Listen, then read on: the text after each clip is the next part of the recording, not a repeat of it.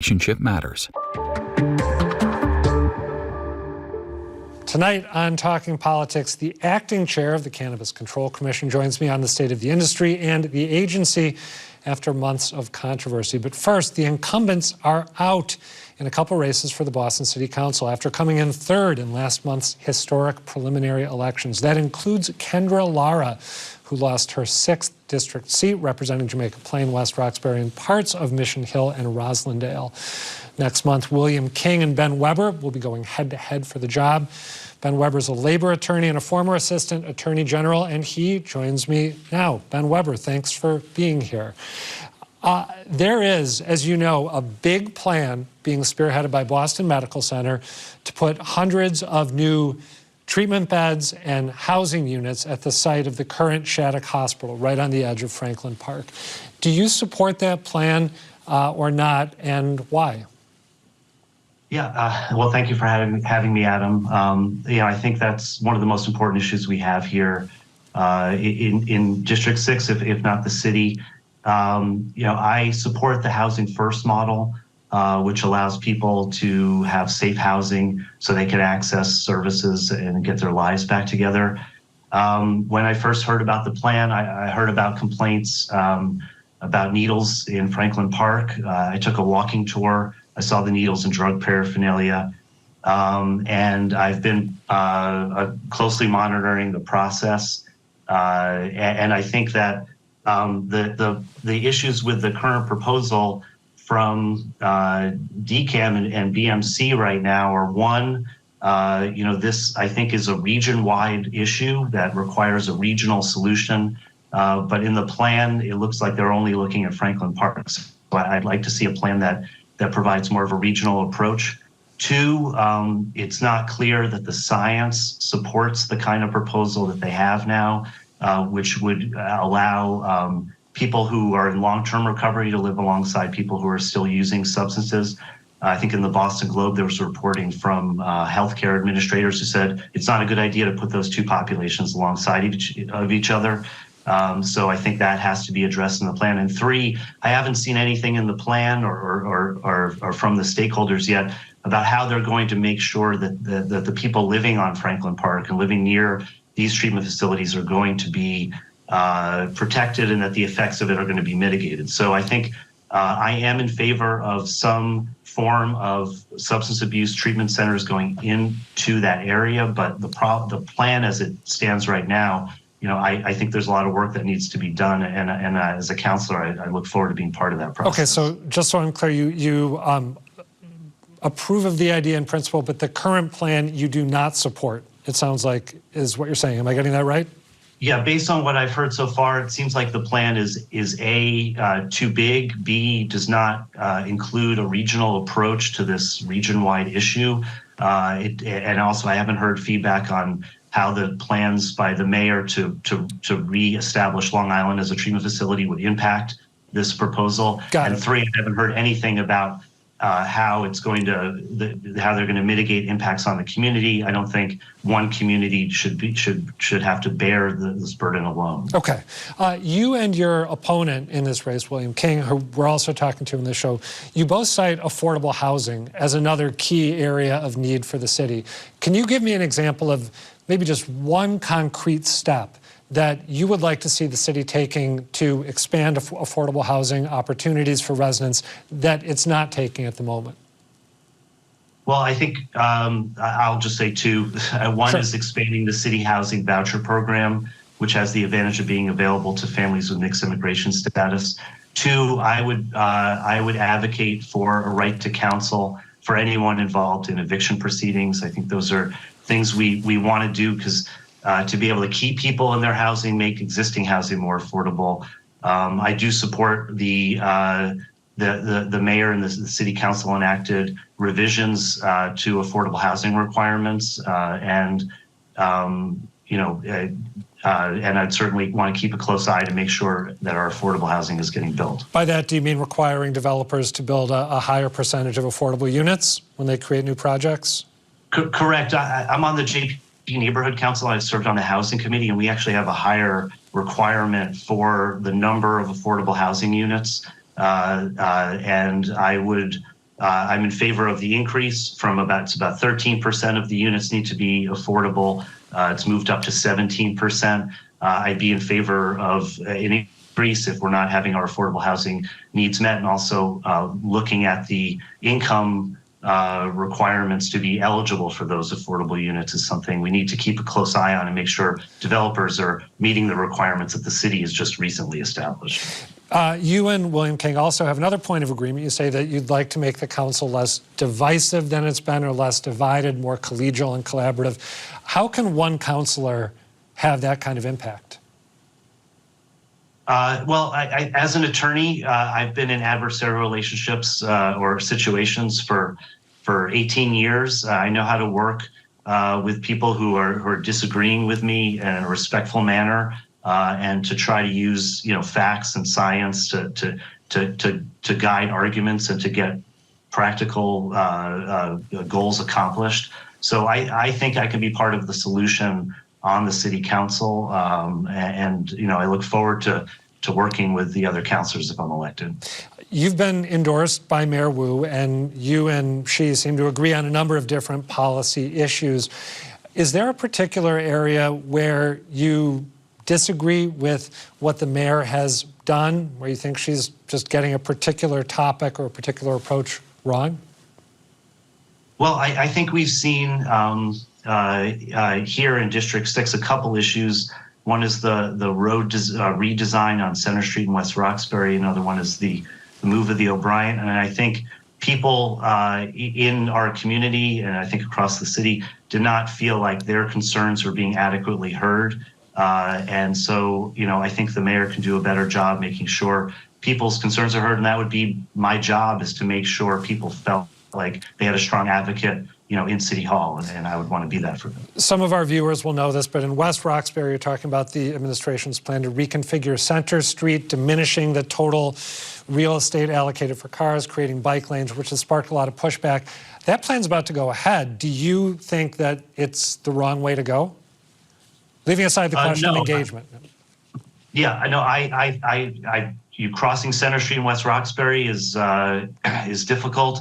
People have been hit by cars, and I think the city needs to do whatever it can to make Center Street safer for pedestrians. And this looks like that will accomplish that goal. So I am in favor of the changes. And if people in the community are concerned with several things, one, emergency vehicles being able to get around, two, with traffic on Center Street and access to businesses to get their deliveries. I want to be. I'll certainly advocate for changes to the road redesign if it causes any of those problems. But as a general matter, I'm in favor of it. Okay. And the O'Brien is the proposal to move the John D. O'Brien School out of the district that you would be representing and into, I shouldn't say out of the district, because it would stay in the district, right? But it would be moved to West Roxbury.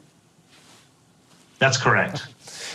We just have a little bit of time left, but I want to ask you, she will no longer be the city councilor representing the district that you're seeking to represent, but what do you think Kendra Lara's legacy is in the time she spent in that job?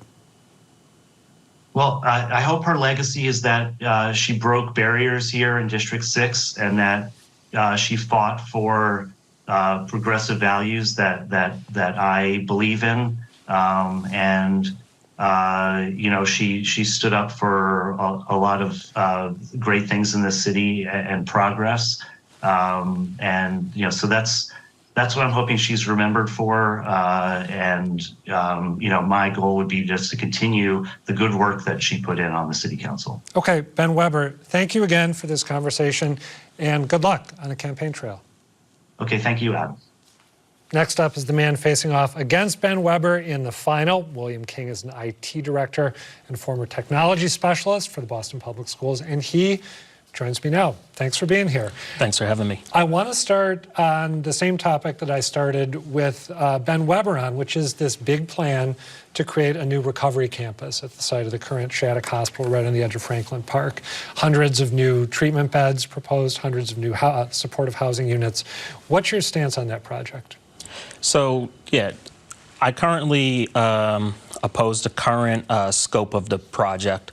850 plus beds is simply just too much in one area, and I think it does little to solve the actual problem, and just relocates Mass and Cass over to Franklin Park. I definitely empathize with the situation, and I think it's a situation that we have to approach with compassion. It's a deeply personal issue for me. I had a sister who had substance abuse problems, and eventually it took her life. Sorry. Yeah, so thank you. And if Mass and Cass was around when she was alive, I know she would have been on Mass and Cass. So we need to make sure that we are getting folks the services and the help that they need. Is there a size that you would be amenable to when it comes to what's been proposed for the Shattuck site? Yeah, I thought that the 75 to 100 original beds that were proposed was reasonable. Okay. I'm more of, let's not concentrate everything in one area. I think that this is a statewide and regional issue, therefore requires statewide and regional solutions. I'd like to see more smaller pockets of services throughout the region. That way, the professionals have more one-on-one time with people in recovery, and I feel like we're going to be seeing better results. Okay. Got to move on just to try to get as many topics as we can into another topic. You and your opponent both agree that affordable housing is a huge area of need for Boston. What's a concrete step that you would like to see the city take on that front that it isn't taking at the moment? Yeah, so I think that, right now we have a problem with eligibility. Who's eligible for aid when it comes to housing? A lot of times what we see is people are making just too much to qualify for aid, but not enough to, live on their own. So we need to be looking at expanding eligibility across the board to help our families. But we're pricing so many hardworking individuals and families out of the city when they want to stay.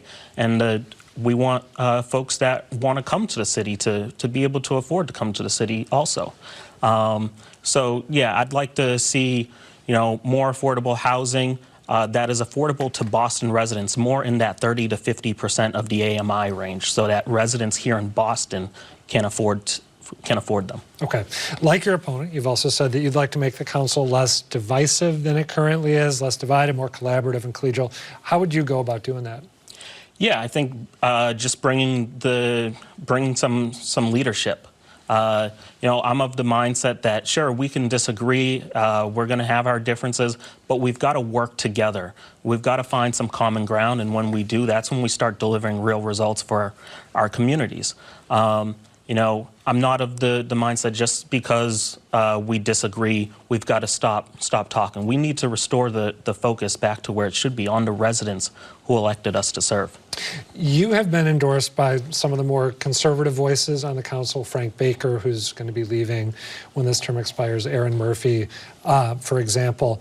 How do you identify yourself ideologically?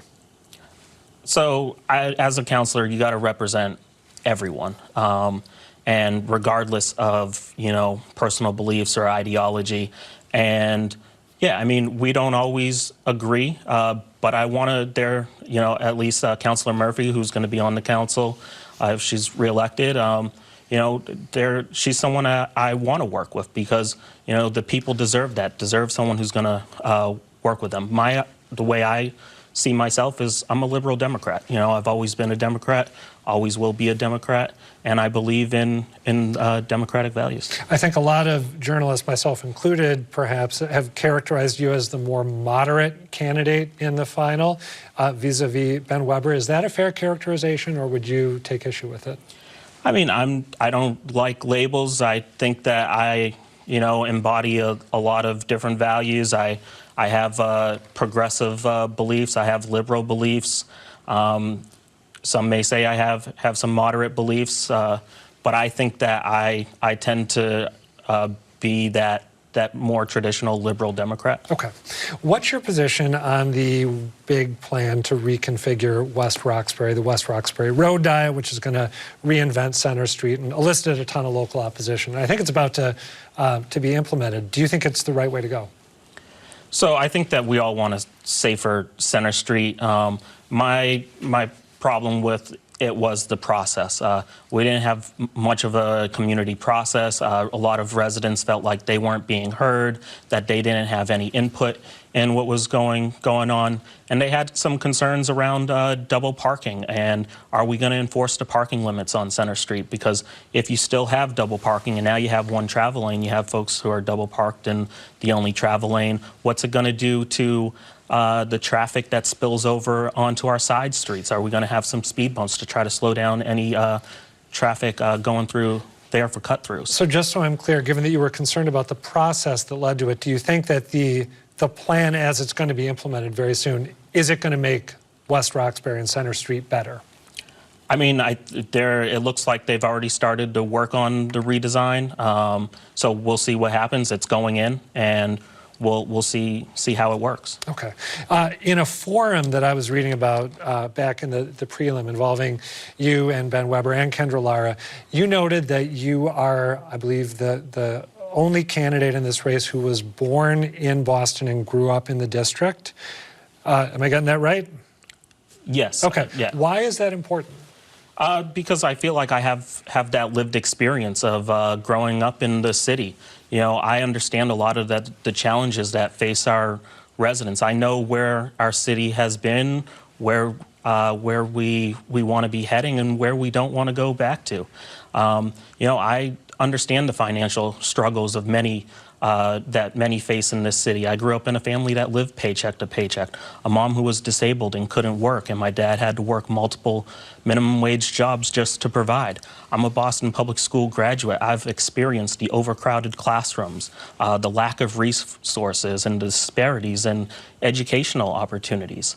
And I've experienced the violence and trauma caused by addiction firsthand.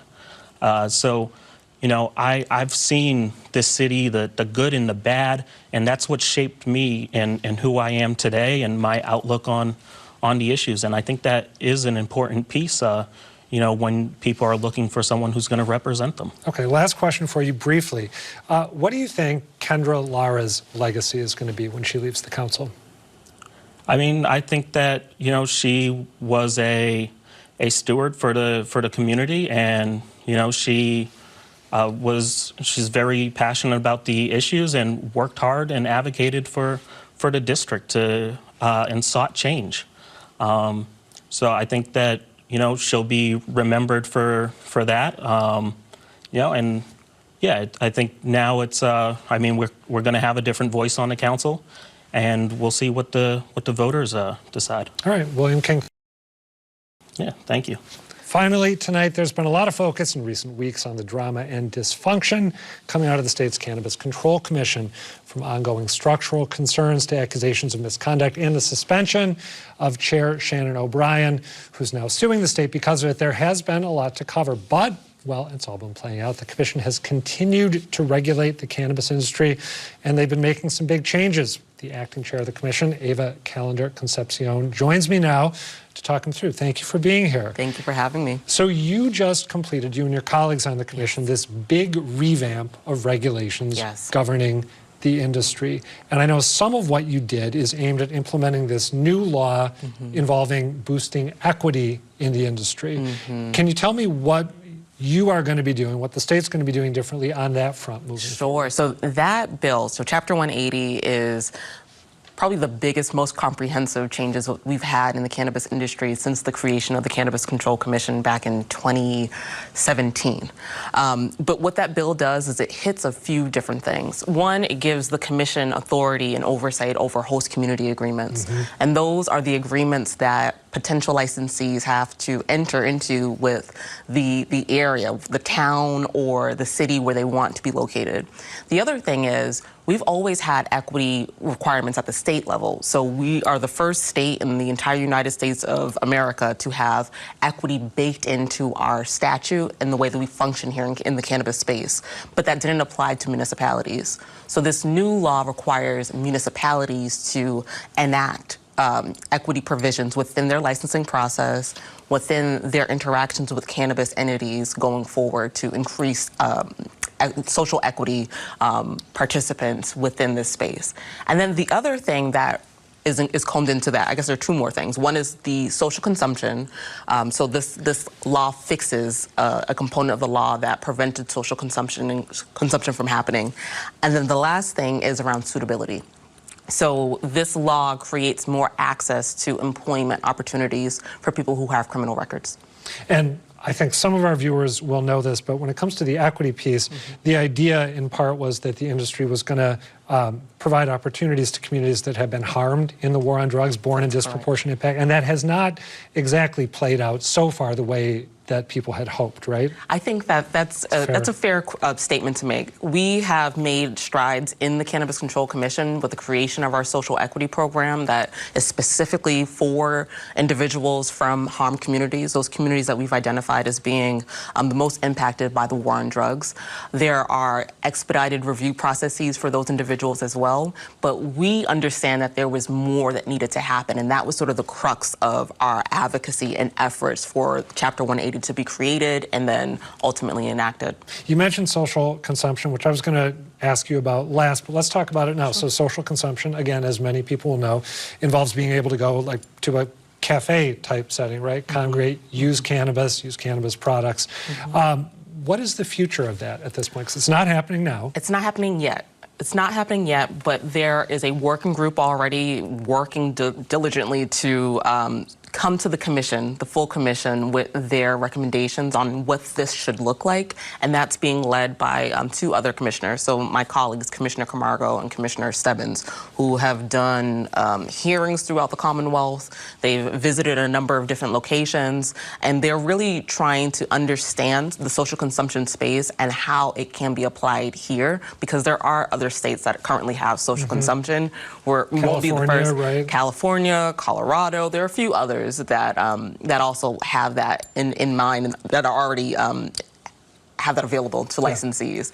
But we are really mindful about the public safety implications of that, and also making sure that this is actually a license type that is feasible for equity participants, because it will be exclusively available for people who've gone through either our social equity program or who are certified as economic empowerment applicants. How soon might those type of establishments end up rolling out? What's a realistic time frame? I can give you a realistic time frame for the regulations. I believe within, definitely within the next year. Like that's something that will, yes.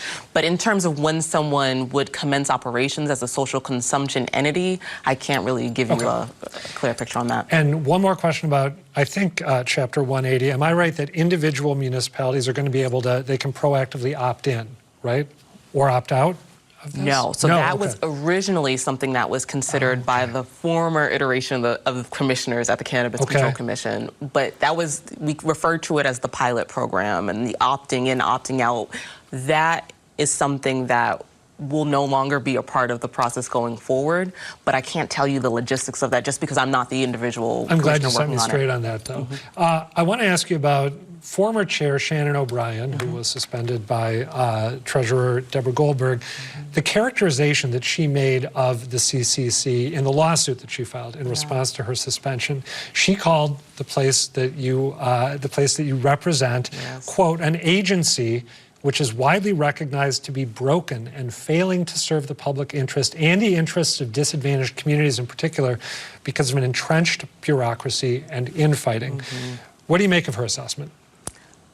I think I can only speak to my own experience, right? I think that her experience might be a little bit different from what I've experienced here, but I've been really vocal about my own initiatives and priorities here, and for the most part have been successful in making sure that we are really talking about equity in a way that is inclusive of the communities we're talking about, and making sure that we realize when we say, you know, those who've been impacted by the war on drugs, it's not a foregone time.